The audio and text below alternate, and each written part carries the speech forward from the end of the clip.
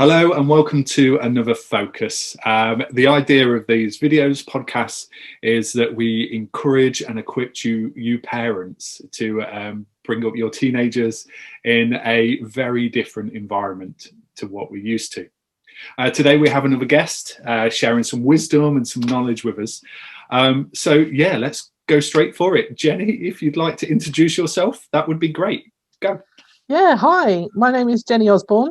I am an author and a podcaster and a trainer and facilitator. I've been working with young people since I was about 16 myself, and I've just loved it. I just love being with young people and being part of all of that scene. Currently kind of more offering support to those who support young people. So that does include parents as well as youth workers and others like teachers and TAs and that kind of thing. So yeah, very much looking forward to this conversation. Yeah, that's cool. That's cool. Thank you for that. So as you said, you're an author. Ooh. Yes. So you're sort of towards the end of a book that you're just creating now. And it's From Isolation to Community. Could you just share some of the information, some of the highlights that have come through that book with us? Sure, yeah. I mean, I wrote the book because I wanted to tell the story really of youth work during this COVID era. As you've said, it's a time like no other. And I think it was important. I felt it was important really to try and capture some of the stories. So I have been able to talk to a lot of people doing youth work in a lot of different contexts over the last couple of months, really. And what I found was that everybody doing youth work is doing it kind of differently, but similarly at the same time. It was really interesting to hear some of the things that are very similar from one context to another, in terms of desperate to keep contact with young people, desperate to try and support the young people in whatever situation they find themselves in, but some different ways of doing that across the kind of different contexts of youth work and youth ministry. So, and kind of the themes that I guess came out of that, as I looked at it as a whole picture, I was also trying to kind of see, well, how do we go forward from here? Having had the last kind of, well, almost a year now, isn't it, of various different restrictions, some of them very kind of tight, very shocking, really. That first lockdown, everybody, I think, went into a slight daze of, my goodness, this is really happening. Wow, how do we handle this? How do we do this now? and that was true on every level, of course.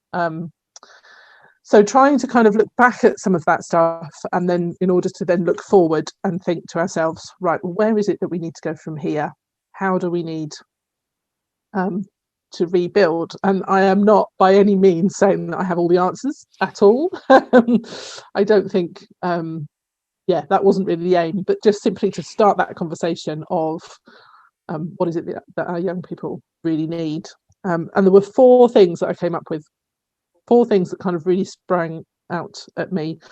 One was about stability and the consistency of presence for our young people.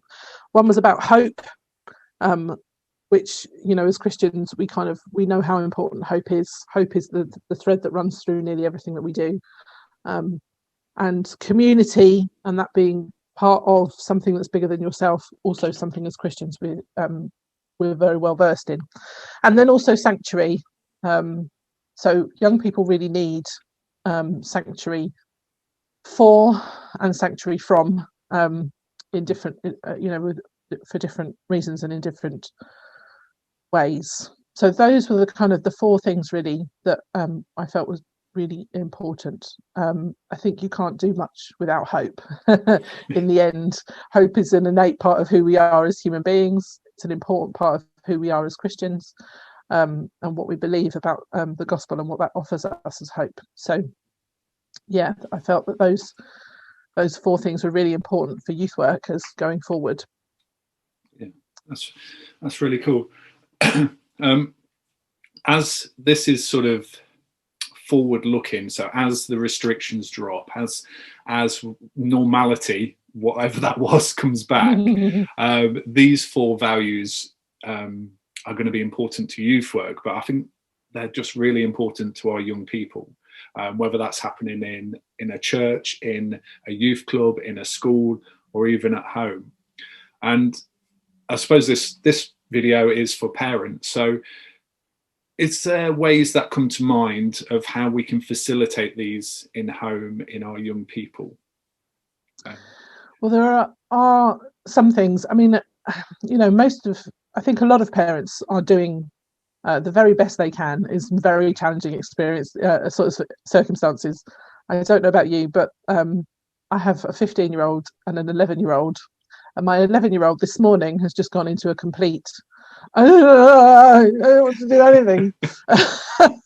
And I'm kind of going, I agree. Me too. I don't think I want to do very much either today. And it's only Tuesday. So I think as parents, we need to recognise that we are parenting through a pandemic. Not many people have done that before. And we need to be able to give ourselves a little bit of slack and be able to say to our children, it's all right, we're kind of feeling that too. You know, I think that's really important to validate our young people's feelings. Even if, you know, actually that can be quite tricky also, or feel quite difficult to do. So I think one of the really key things about parenting, and it's not a new thing, it's been said an awful lot actually over the years, and I think we all recognise the benefit of it when we do it, is this thing about family meal times. And I think perhaps one of the things about those of us who have both parents working at home, which is our situation, I know not everybody does that, and so it's going to be harder in some of those contexts, but where you've got both parents working at home, that actually gives you more of an opportunity, I think, to sit around a meal table together as a family. It might not be the thing that your teenager wants to do.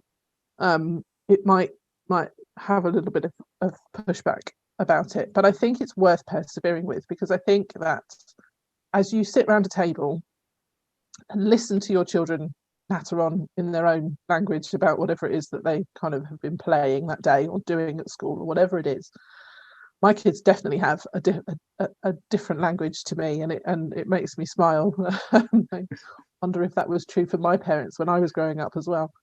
But also, I think whether you're listening to them, whether you're trying to engage them in a little bit of conversation about what they've been doing that day, whether you use a kind of a silly game like Would You Rather, or you know, a kind of even a memory game about I went to the shop and I bought, you know, silly little games that can just open the door of conversation with your children, I think could be really important. And it offers that that sense of stability, it offers that sense of community as a family together. And it shows, I think, your young people that as parents we're prepared to be sanctuary for them if that's what they need.